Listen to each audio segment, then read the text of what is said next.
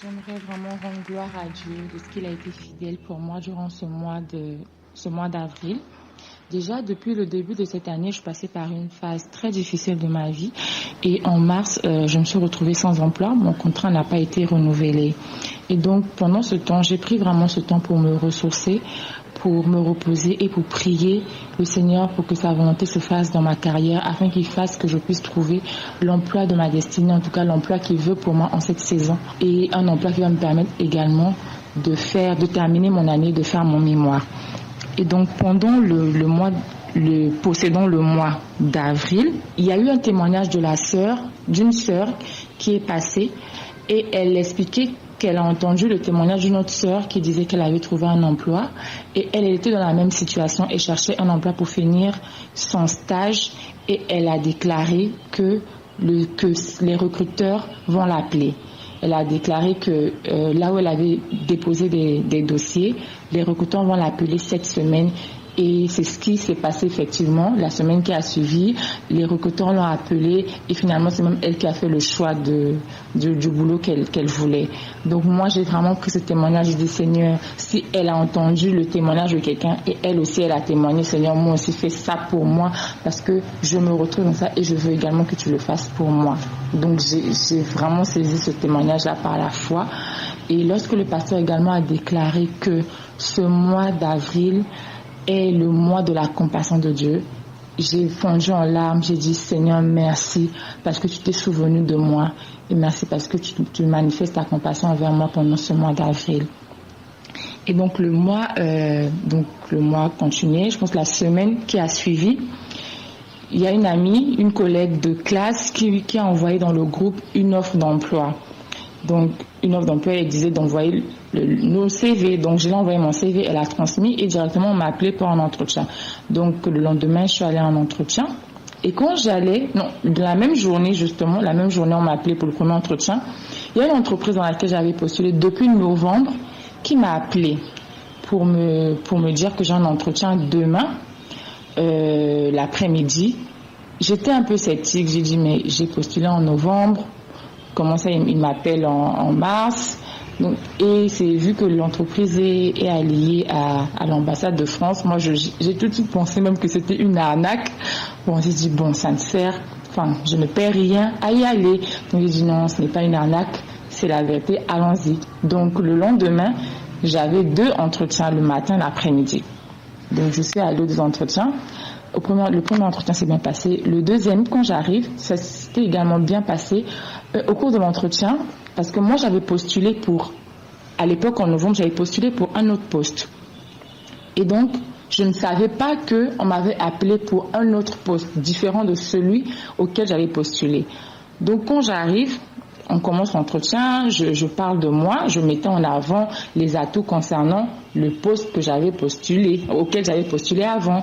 Et la directrice m'arrête, elle me demande, vous savez le poste pour lequel vous passez l'entretien? J'ai dit oui, c'est tel poste. Elle me dit non, c'est plutôt tel poste.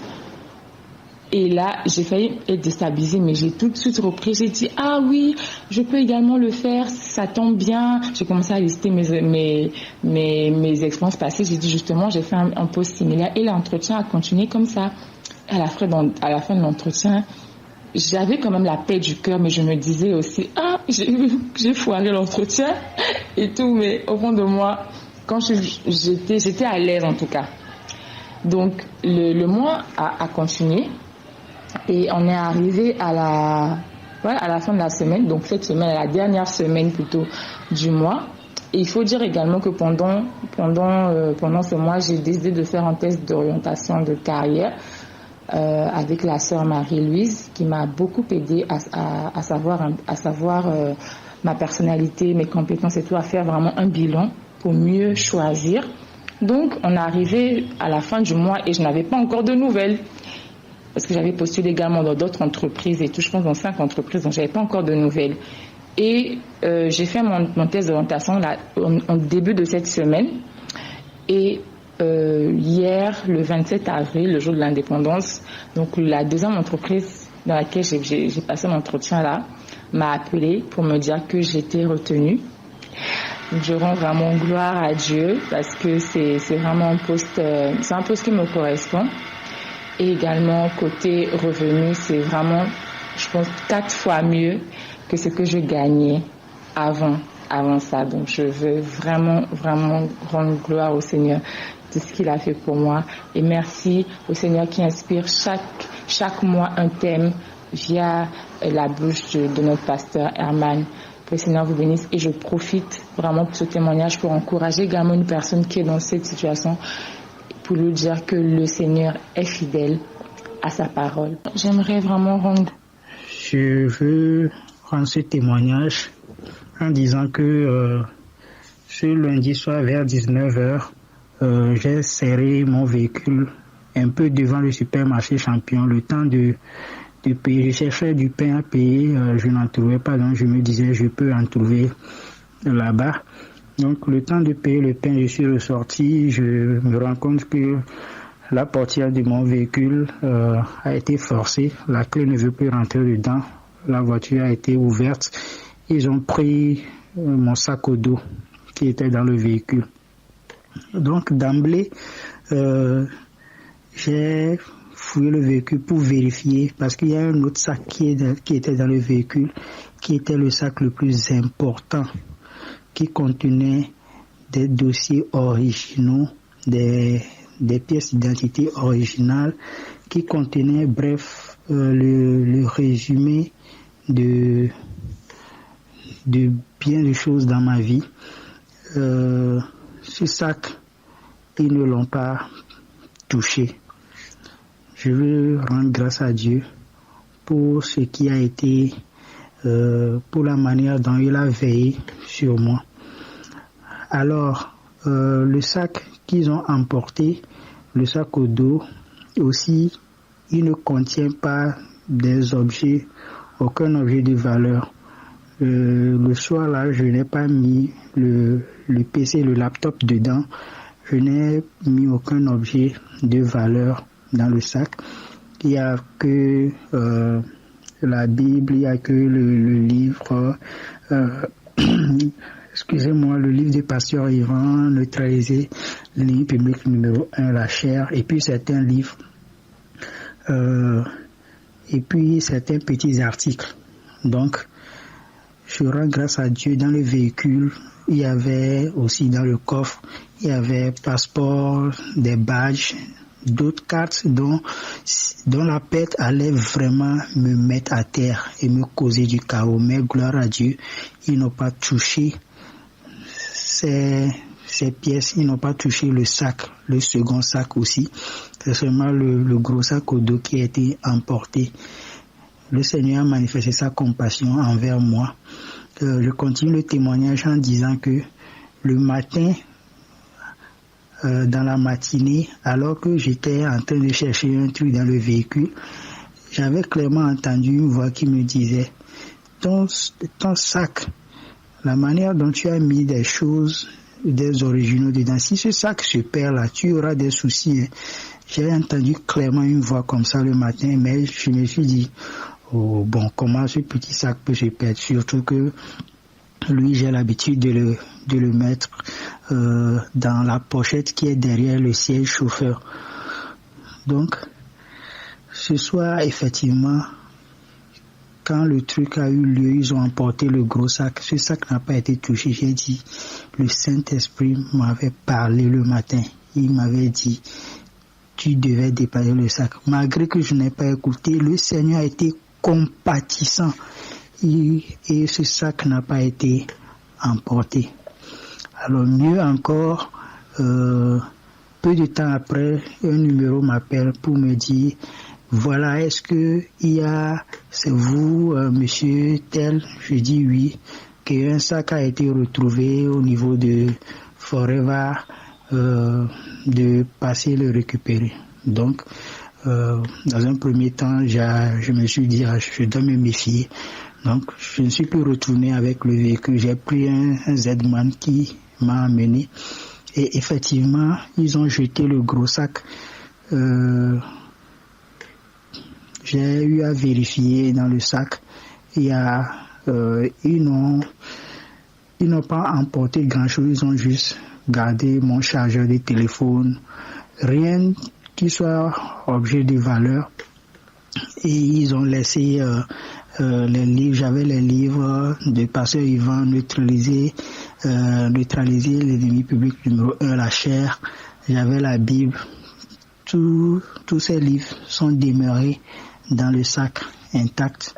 Ils ont juste pris le chargeur et quelques petits articles vraiment de négligeables. Donc voilà comment le Seigneur a manifesté sa compassion envers moi. En ce mois, je n'ai pas mérité, c'est sa grâce, sa compassion. Et effectivement, je peux le déclarer, ce mois est le mois de la compassion.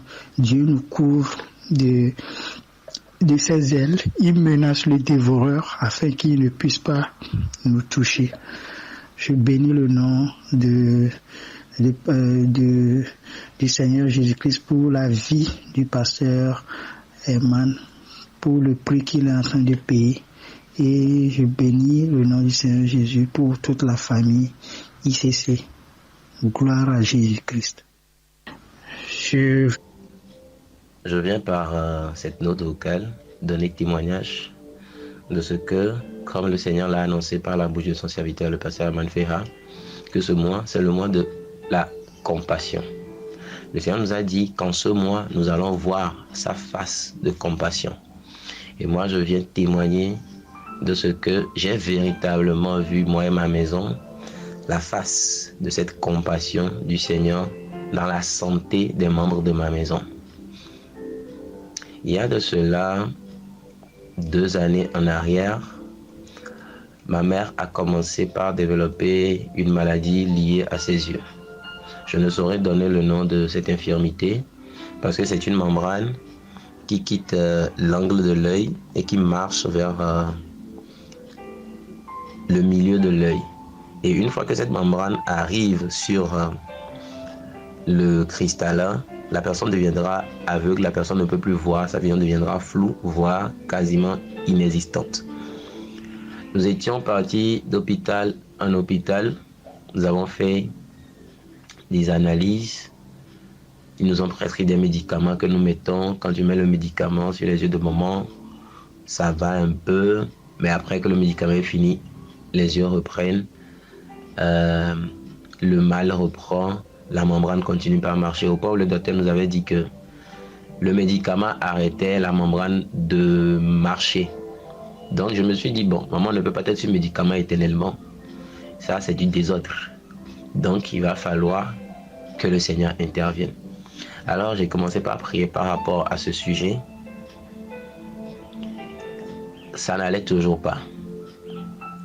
Par la suite, j'ai gardé la foi parce que je sais que Dieu est là et il n'est pas un menteur. Une autre fois, j'étais là, puisque je n'habite plus avec maman, et puis je suis là, mon oncle m'appelle que voici, les yeux de maman, ça ne va pas du tout. Je leur dis, Dieu est là. Et le lendemain, je viendrai vous voir. Le lendemain, je suis parti voir maman, les yeux étaient vraiment enflés. Quand je l'ai vu, moi-même à l'intérieur de moi, comme le dit le pasteur Herman parfois, toi-même tu es secoué à l'intérieur, mais à l'extérieur, tu es calme et détendu. Je l'ai amené à l'hôpital et on nous a encore prescrit d'autres médicaments. Maman a mis les médicaments, mais elle ne l'avait pas mis comme il le fallait. Donc, le cas s'est un peu empiré. Par la suite, nous avons changé carrément de clinique sur le conseil d'une de mes cousines. Et nous étions partis à une autre clinique. Là-bas, le médecin a fait des analyses. Et lui, directement, il nous a dit que cette membrane, il va falloir l'enlever parce qu'elle est vraiment en train de plus se développer, qu'il va falloir l'enlever. Donc, une opération chirurgicale. Bon, quand il a parlé d'opération chirurgicale, quand maman a écouté ça, maman a commencé par paniquer, a commencé par pleurer devant moi. Qu'est-ce que je devais faire? Je devais pleurer aussi? Non. À l'intérieur de moi, je me posais déjà des tas de questions. Seigneur, comment on va faire? Les moyens financiers viendront d'où? Et tout. Ce médecin aussi nous avait prescrit un médicament parce que moi j'avais pris l'engagement que par la suite, on allait l'opérer. Et je croyais aussi que par cette méthode, le Seigneur était capable de guérir. Le Seigneur était capable de toucher. Le Seigneur était capable. de passer par l'opération pour guérir totalement ma mère, parce qu'il est le meilleur des chirurgiens. Nous avions pris rendez-vous, par la grâce de Dieu, nous avons réuni la somme qu'il fallait et nous avons pris rendez-vous. La semaine dernière, le jeudi matin, on nous a appelé que le vendredi matin, maman allait se faire opérer. Je suis parti dans le lieu secret, je me suis agenouillé, j'ai dit Seigneur, voici l'heure est venue pour que maman parte à l'hôpital pour se faire opérer des yeux. Je la recommande simplement à ta grâce, je te fais pleinement confiance. J'ai prié et j'ai rendu grâce à Dieu, puis nous sommes partis, ma mère et moi, pour l'hôpital. Alors quand elle était là-bas, elle paniquait, je la rassurais, je l'encourageais que tout ira bien. Elle voulait que je rentre dans la salle d'opération avec elle, mais le docteur a dit non, que je ne pouvais pas rentrer. Ok. Ils sont rentrés, ça n'a même pas fait 1 heure de temps. Maman est ressortie du bloc opératoire avec les médecins. Et j'ai demandé au médecin, c'est fini? Le médecin dit oui, c'est fini. J'ai dit oh, c'est tout? Il a dit oui. J'ai dit ok. Nous sommes rentrés chez nous à la maison. Le lendemain, on devait revenir pour le contrôle. Quand nous étions revenus pour le contrôle, le médecin a donné un témoignage qui m'a réjoui et qui a attesté véritablement que le Seigneur a manifesté sa compassion. Le médecin a dit ceci: depuis que eux ils ont commencé par opérer les gens au niveau des yeux dans cet hôpital ou dans cette clinique, jamais ils n'ont reçu un patient qui leur a facilité la tâche, un patient qui n'a pas compliqué l'opération, un patient qui ne leur a vraiment pas dérangé et que l'opération s'est passée très bien même. Lorsqu'il a enlevé le bandage au niveau des yeux de maman le jour du contrôle, il a vu les yeux puis il a dit waouh, qu'elle est déjà en train de cicatriser les plaies. J'ai dit waouh, en moins de 24 heures, les plaies ont déjà commencé par se cicatriser et le témoignage du docteur aussi a accompagné. J'ai dit juste Seigneur, merci. Merci d'avoir manifesté envers moi et ma maison ta compassion. Maman pouvait aller sur ce bloc et revenir aveugle. Parce que beaucoup de témoignages autour de nous, des membres de la maison, des membres de la famille même, qui étaient partis dans ce cas, sont revenus avec des problèmes sérieux aux yeux après. Mais elle est allée et elle est revenue en pleine forme par la seule grâce de Dieu. Merci au Dieu compatissant. Merci au Dieu qui a fait grâce et qui a dit que ce mois, c'est le mois où il va manifester sa compassion envers nous. Et moi, j'ai vu sa compassion agir au travers de ma mère.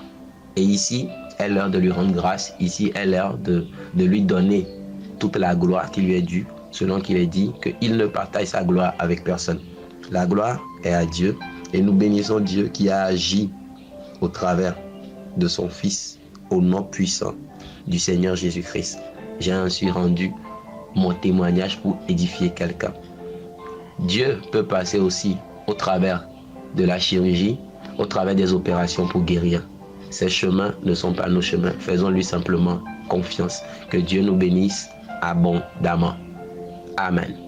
Bonsoir, Majesté. Bonsoir, Pasteur.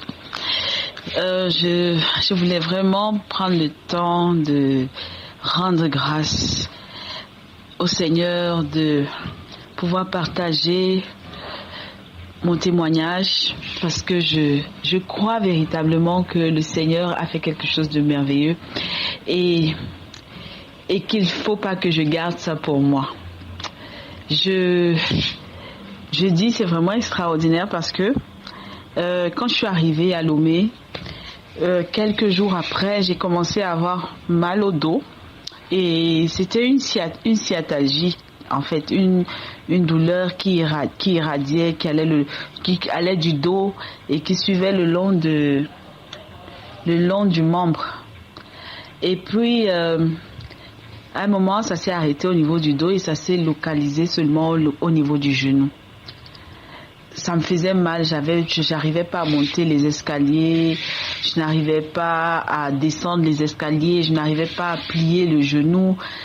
Ça faisait vraiment mal et des fois ça faisait très mal et puis des fois c'était juste une douleur sourde. En fait, il n'y avait pas de moment d'accalmie. C'était soit ça fait très mal, soit la douleur reste là, elle est supportable et puis je fais avec.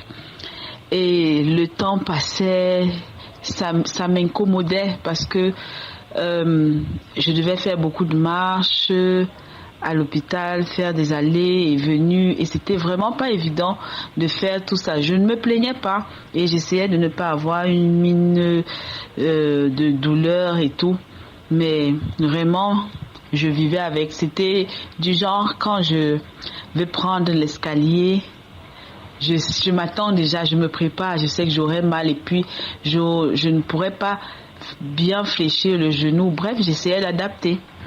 Et puis, je ris parce que c'était un peu, peut-être ça peut paraître banal pour certaines personnes, mais pour moi, c'est vraiment quelque chose d'extraordinaire. Parce que j'avais consulté et puis on m'a dit, on peut pas immobiliser, parce que si on immobilise, au contraire, ça aggrave. Normalement, c'est des antalgiques et puis continuer les activités. Il faut en fait que le genou soit en activité. Sinon, c'est délétère pour le genou en fait. Donc j'ai dit ok, d'accord. Ben un jour le pasteur, il était en train de, c'était une soirée de prière. Et puis pendant qu'il parlait, il a dit, comme moi j'ai mal au genou et tout, j'ai vraiment très mal, mais j'ai prié pour ça et je sais que le Seigneur, il va agir. Bref, il a dit des mots de ce genre et moi tout de suite j'ai dit, ah, c'est le même genou que le mien, alors je connecte mon genou à sa prière. Enfin, je ris parce que pour moi c'était quelque chose de de drôle quoi. Mais j'ai dit vraiment, quand il a dit ça, qu'il a prié pour son genou, j'ai dit que je connecte mon genou à sa prière, parce que je sais que même si ma prière est un genre, mais je sais que la prière du pasteur, elle ne peut ne pas être exaucée. Et du coup, j'ai saisi ça et j'ai dit voilà, je sais que je vais guérir, le pasteur va guérir du genou, je vais guérir du genou. Et puis le temps a passé, il y avait même une fois, on avait fait une soirée de prière aussi, on avait prié pour les malades et tout, j'ai prié pour mon genou. Et puis j'ai dit que peu importe ce que je perçois, je sais que j'ai saisi ma guérison déjà. Et je suis sortie ce soir-là, j'ai dit bon, je marchais, ça allait un peu, et puis j'ai dit peu importe, je ne veux même pas gérer ça. Et puis le temps a passé, je m'en suis pas du tout rendu compte. Le jour de la veillée, lors du vendredi de Pâques là, le pasteur a dit que chacun prenne la position qu'il veut et tout. Et puis j'étais en train de réfléchir et de me dire quelle est la position qui va le mieux m'arranger. Faut pas que j'oublie. Et puis une pensée m'est venue à l'esprit. Est-ce que tu te rends même compte que tu n'as plus mal au genou? J'ai dit, bah oui, en effet, c'est ça. Je n'ai plus mal au genou, donc je peux prendre n'importe quelle position. J'étais trop contente. J'ai dit, oh, mais bon là, et puis j'ai commencé à toucher mon genou, à essayer de taper, genre, est-ce que je ne me trompe pas? Effectivement, je n'avais plus mal. J'ai dit, mais c'est pas possible, je ne l'avais même pas remarqué que je n'avais plus mal, tellement c'était extraordinaire. Je veux dire, je pouvais genre sauter, me mettre à genoux, danser, c'était incroyable quoi. J'ai dit oh, je n'ai plus, en fait, je veux dire, je n'ai plus mal du tout. Je n'ai plus mal du tout et c'est vraiment, j'ai dit non, ça c'est extraordinaire. C'est vraiment, il y a que le Seigneur pour faire ce genre de choses.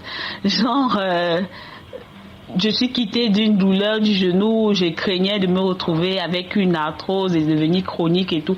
Oui, je me retrouve comme ça, je n'ai plus mal du tout. Je fais les gestes que tout le monde peut faire, danser, sauter, me mettre à genoux ou m'accroupir et tout. Vraiment, je me dis waouh, c'est extraordinaire et je veux vraiment, vraiment, vraiment rendre gloire à Dieu, bénir le Seigneur et si ça peut encourager quelqu'un, vraiment que le nom du Seigneur soit glorifié. Voilà. Mezidodio, miamau mezidodio, mezidodio, miamau mezidodio. Cette chanson est en train de dire que notre Dieu ne s'est pas tué dans notre situation. Il a agi. J'ai vu sa main dans ce mois de compassion. Je veux rendre témoignage, 2 témoignages que notre Seigneur, notre Papa qui est dans les cieux, a fait dans ma vie. Le premier témoignage est que le 3 avril, le lundi, ce lundi, dans une heure dans sa présence, quand le frère Éliké conduisait la prière, à un moment donné, il commençait par dire de soupirer. Après les soupirs, il a dit, il nous accorde la grâce d'expérimenter quelque chose de merveilleux qui va s'intensifier dans nos vies, de ressembler, d'être également à son image. Un but précis pour nous, pour cette journée. Et pour l'accomplissement de ce but, il a besoin de prendre possession à tout notre être. Et il conduisait à un moment donné, il dit de déclarer avec lui. Je déclarais avec lui. À un moment donné, il dit de dire, j'accomplis pleinement les volontés de Dieu au nom puissant de Jésus et que j'obtiens sa faveur, la faveur de Dieu. Lorsqu'on nous verra, on verra Dieu. Que sa gloire va se manifester. Quand il continue, il disait, il n'y a pas de limitation. Rien ne nous arrête au nom puissant de Jésus. Il continue encore, jusqu'à ce que, un moment, il disait que, aussi vrai que personne ne peut arrêter Dieu, personne ne constitue un frein pour nous. Que nous sommes positionnés au-dessus de chaque situation de cette journée, de déclarer avec lui. Je déclare à un moment donné, l'Esprit me dit que c'est toi. L'Esprit me dit que c'est toi. J'ai dit, ok, je reçois. L'Esprit me dit que c'est toi. Je dis, je reçois. À un moment donné, c'était vraiment intense, plus forte que moi. J'ai dit, je reçois. Oh. Après la prière, je disais, c'est encore quoi cette journée? Quelle situation va encore arriver cette journée? Et puis, l'Esprit me dit que c'est moi. À un bout de 10 minutes, à peine 10 minutes, qu'on a terminé une heure dans sa présence, mon téléphone sonnait.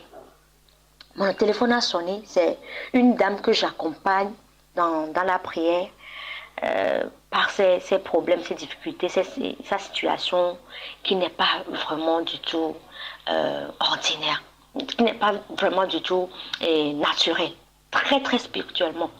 Et c'est cette dame qui m'appelait ce matin. Et j'ai dit, ok, j'ai pris l'appel. Elle pleurait à chaudes larmes. Elle pleurait. Et puis elle me disait, voilà, sa dernière fille, elle n'a plus de vie, il n'y a plus de vie dans le corps. Il n'y a plus de vie dans le corps. Elle pleurait de faire quelque chose. Et je lui ai dit, ok, j'ai compris. Et je lui ai dit, tu m'arrêtes de pleurer tout de suite. Tout ce que je t'apprends, tout ce que je te montre, tous les enseignements que je commence par parler comme notre pasteur, mon papa, pasteur Eman. Je disais que tu arrêtes tout de suite, que le pouvoir est en toi, que le pouvoir est en nous, donc tu t'arrêtes tout de suite. Et elle a séché ses larmes. Et je lui ai dit que je te rappelle. J'ai coupé l'appel, j'ai proclamé. Je suis allée juste quelques minutes, 2 minutes, 3 minutes dans la présence de Dieu. Je dis, Père, premièrement, ce mois, tu nous as dit c'est le mois de la compassion, que tu descends, toi-même tu descends, que tu as dit que tu ne te tairas point, que tu ne prendras pas de repos. Et secondo, ce matin, dans sa présence, tu as dit qu'il n'y aura aucune situation au-dessus de nous.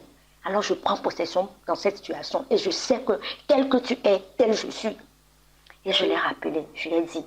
Et dans sa situation, j'ai voyagé pour aller, je suis allée chez elle pour voir, elle n'est pas à Lomé, elle est hors de Lomé, je suis allée pour voir, pour lui amener l'huile de la vengeance, l'huile d'onction de la vengeance qu'on avait préparée avec le pasteur ici. Donc je m'avais mis à cœur vraiment de lui donner cette huile-là. Donc j'ai amené l'huile, je lui ai donné. Donc je l'ai appelé, je lui ai dit, tu passes l'huile dans tes mains et maintenant tu me suis. Et j'ai prié, j'ai ordonné, j'ai dit maintenant la vie rentre dans ce corps qui ne bouge plus, la vie rentre. Tout ce qui est mort dans cette petite fille ressuscite au nom puissant de Jésus. Et je lui ai dit de mettre cette main-là au bout du nez de l'enfant et j'ai soufflé à travers le téléphone. Et j'ai dit de ne pas s'inquiéter. Et j'ai raccroché. Dieu, le Dieu de la compassion, il est descendu dans la situation de cette dame. L'enfant s'est réveillé. L'enfant s'est réveillé. L'enfant, depuis jeudi, vendredi, samedi, dimanche, lundi, cet enfant qui n'a rien mangé, qui n'a rien bu, quand elle buvait, elle vomissait. Rien ne restait dans son ventre. Cet enfant s'est réveillé. Il a bu de la bouillie. Excusez-moi, il a bu de la bouillie. Et il s'est couché. Après, on l'a amené à l'hôpital pour voir les infirmières disent que non, elle va bien, seulement qu'elle est un peu faible. Donc, de lui acheter un médicament. Oh, que notre Dieu soit loué. Que Dieu bénisse encore notre Père qu'il a établi sur nous à travers ce programme. On ne peut pas donner tous les témoignages. Mon deuxième témoignage est ma petite sœur. Dans la même semaine, elle était souffrante. Ses deux pieds sont croisés. Je dis bien, ses deux pieds sont croisés. J'étais allée, j'ai pris l'huile d'onction et j'ai passé par ma main. Je lui ai passé. Tu ne peux même pas toucher le corps. Elle criait. Elle criait. Après, je suis revenue à la maison. Je suis restée dans la présence de Dieu. Père, tu nous as dit par ta parole. Premièrement, tu as dit que ce mois, c'est le mois de la compassion. Et tu as appuyé par Ésaïe 62. Voilà ce que tu as dit. J'ai déclaré. Je continue de déclarer toute la semaine. Durant toute la semaine. Et ce samedi passé, au moment de jeûne prodige, elle est venue avec moi. Elle est venue avec moi pour suivre jeûne prodige, celle qui ne peut pas marcher.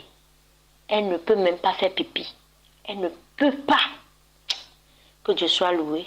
Père, à toi seul la gloire, à toi seul la magnificence. Puissance de Jésus-Christ, j'ai rendu mon témoignage. Amen. Shalom, pasteur. Shalom à la communauté ICC. Moi, c'est la sœur Élise. Et je bénis vraiment le Seigneur pour la vie de pasteur.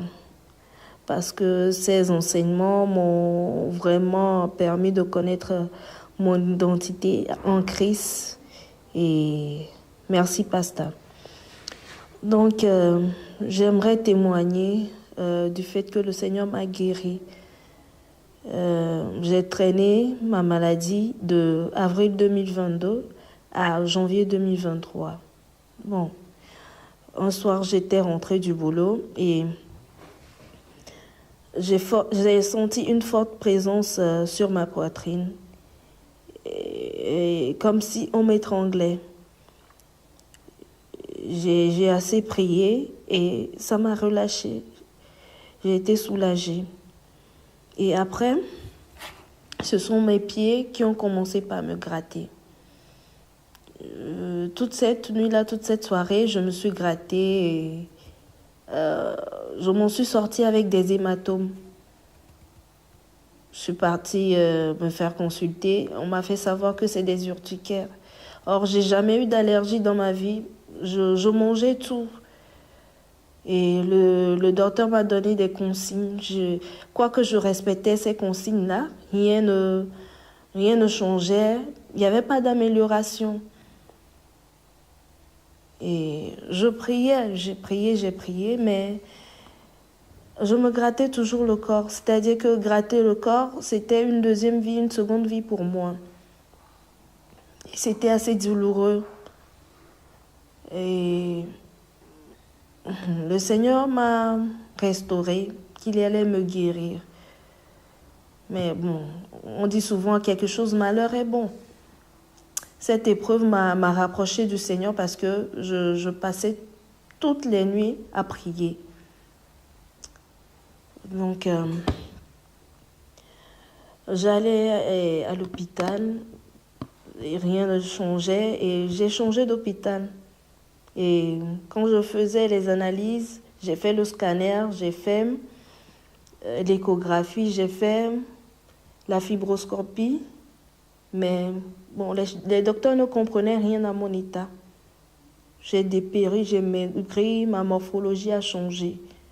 Et je dirais que la personne que j'étais avant cette maladie, cette personne a changé. C'était carrément une autre personne. Mais je n'ai pas perdu la foi, je n'ai pas baissé la garde, j'ai continué par prier.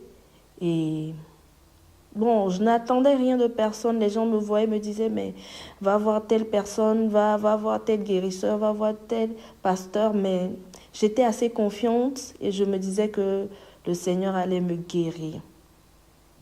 Et le Seigneur a fait ses preuves en janvier 2023. Janvier 2023, j'ai vu que les symptômes ont commencé par baisser. Les gens m'ont même conseillé de venir voir Pasteur, mais bon, je me suis dit que je n'allais pas déranger Pasteur.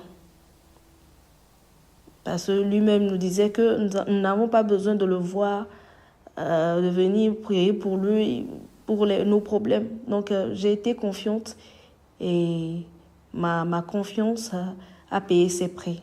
Donc je bénis le Seigneur, je lui rends gloire, je le magnifie. Je l'honore parce que ce que sa bouche a dit, ça me l'a accompli. Je lui rends gloire. Et j'exhorte ton frère ou une sœur qui est souffrant en ce moment de ne pas lâcher prise, d'être persévérant, que la persévérance, cette persévérance-là va payer. Que nous sommes guéris par les meurtrissures de Christ. Donc voilà mon témoignage. Merci et shalom. Dans une belle atmosphère de prière, de louange et d'adoration, joignez-vous à nous en présentiel de 23h à 1h30 pour suivre les témoignages édifiants de nos bien-aimés chaque 30 ou 31 du mois à l'adresse ci-dessous. Dans les Saintes Écritures, Dieu déclare que le Messie viendrait pour être le sauveur du monde. La vie de Jésus prouve qu'il est bien celui dont les prophètes avaient parlé. Ésaïe a prophétisé que la Vierge deviendrait enceinte et qu'elle enfanterait un fils. Des siècles plus tard, la naissance de Jésus accomplissait cette prophétie.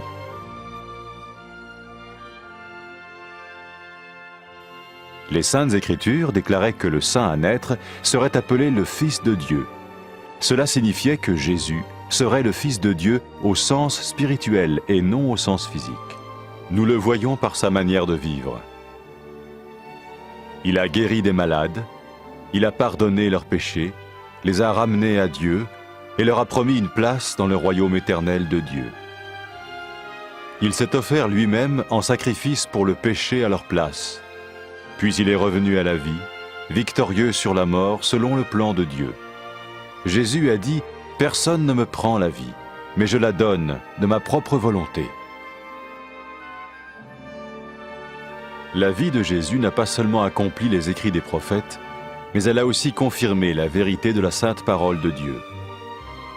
Les prophètes avaient écrit « Ta parole, ô mon Dieu, est parfaite, elle dure à toujours ».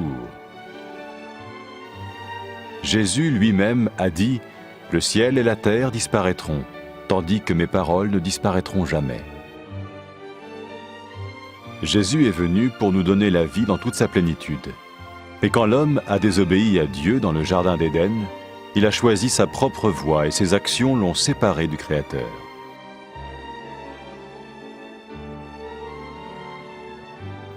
Les Saintes Écritures déclarent que tous sont péchés et que le salaire que paye le péché, c'est la mort. Il s'agit de la mort spirituelle, éternelle séparation d'avec Dieu. Mais tout comme Dieu a donné un bélier pour qu'il meure à la place du fils d'Abraham, ainsi il a envoyé Jésus, le Messie, mourir à notre place. Sa vie, sa mort et sa résurrection restaurent la relation entre Dieu et tous ceux qui mettent leur confiance en lui. Maintenant, non seulement Jésus pardonne les péchés de ceux qui le suivent, mais il les sauve aussi du jugement éternel de Dieu. Ils sont sûrs d'aller au paradis et de vivre avec lui pour toujours. C'est cette vie et cette liberté de la culpabilité et du pouvoir du péché que Jésus offre à chacun aujourd'hui. Cela ne veut pas dire suivre une religion, mais choisir d'avoir foi en Jésus qui dit « Je me tiens à la porte et je frappe. Si quelqu'un entend ma voix et ouvre la porte, j'entrerai chez lui. » Cela veut dire se tourner vers Dieu et croire que Jésus vient dans nos vies pardonner nos péchés et nous rendre tels qu'il veut que nous soyons. Il ne suffit pas d'approuver intellectuellement ce qu'il dit, ni de vivre une expérience émotionnelle. Nous le recevons par grâce, au moyen de la foi, par un acte de notre volonté. Lorsque quelqu'un est prêt à suivre Jésus le Messie, il peut lui parler par une simple prière. Vous sentez un soutien, vous sentez que votre vie n'est pas une vie normale. Vous sentez que vous êtes porté. C'est gratuit. Il ne vous demande rien. Il vous demande juste d'ouvrir votre cœur et d'oser croire en lui. Osez croire. On ne demande ni d'argent. On vous demande pas une souffrance particulière. On vous dit faites confiance et croyez. Essayez. Vous n'avez rien à perdre. Essayez. J'ai essayé. Ça fait plus de 20 ans que je suis dedans. Et je ne repartirai pour rien au monde. Aucun milliard au monde ne me fera changer d'avis et me séparer de lui. Impossible. Donc, osez Jésus avant qu'il soit trop tard. Osez. Ne le faites pas demain. Faites-le maintenant. Et quand la fin de votre vie arrivera, parce qu'elle arrivera pour tout le monde, pour moi et pour les personnes qui me regardent, ou même pour les personnes qui sont derrière cette caméra, au moins vous serez sûr que vous partez avec celui qui vous a donné une nouvelle vie. Cette vie peut commencer maintenant, dès que vous l'acceptez, et cette vie continuera après que la mort soit venue. La mort n'est qu'un passage pour une autre vie beaucoup plus belle. Mais vous avez la possibilité d'oser cette nouvelle vie maintenant, tout de suite. Faites-le maintenant, tout de suite. N'attendez pas demain, ni après-demain. Faites-le maintenant, tout de suite. Prenez 1 minute et faites-le. Je vous en prie, vous ne serez pas déçus.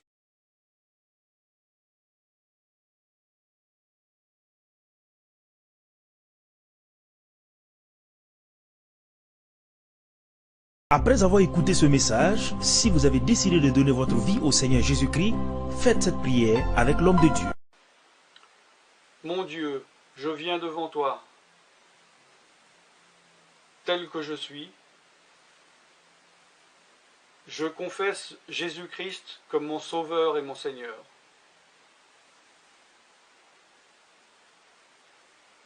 Je crois qu'il est mort sur la croix pour mes péchés,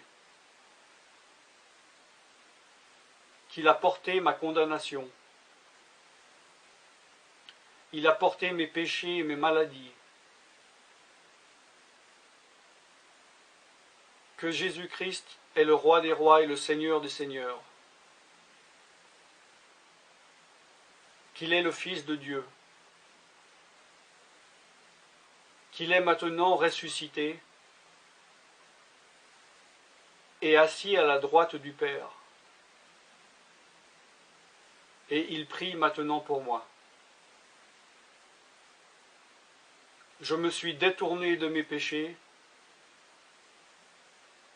et je veux obéir à ta parole.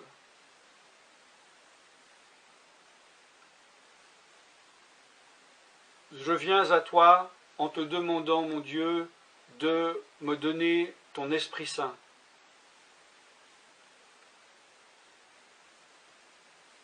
Remplis-moi de ton esprit, afin que tu ne sois plus à l'extérieur de moi, mais que tu viennes habiter en moi.